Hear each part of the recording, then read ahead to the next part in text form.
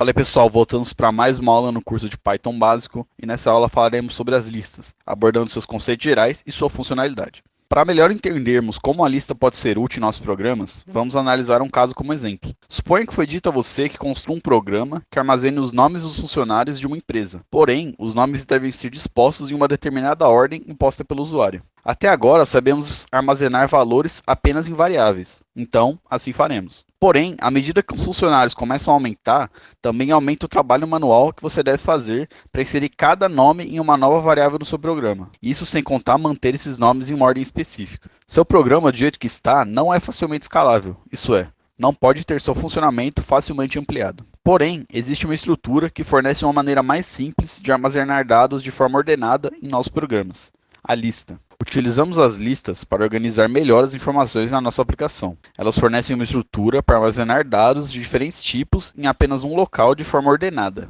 Ou seja, os dados permanecem ordenados na sequência em que os colocamos dentro da lista.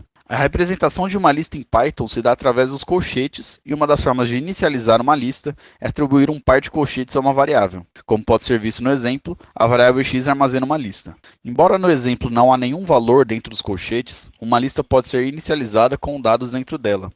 Basta escrever os itens a serem inseridos separando-os por vírgula. Para criar uma lista com os nomes dos funcionários do exemplo anterior, podemos escrever cada item dentro dos colchetes, separando-os por uma vírgula. Porém, como foi dito anteriormente, podemos armazenar valores de diferentes tipos em uma lista. No exemplo, a variável z guarda uma lista que contém valores de diferentes tipos. Agora que sabemos definir uma lista, vamos nos aprofundar nas características dela. Os itens de uma lista possuem uma identificação com base na ordem em que estão dispostos. Essa identificação é chamada de índice. O índice é um número que representa a posição do item na lista. Ele começa sempre no valor zero, ou seja, o primeiro item da lista sempre terá o índice zero.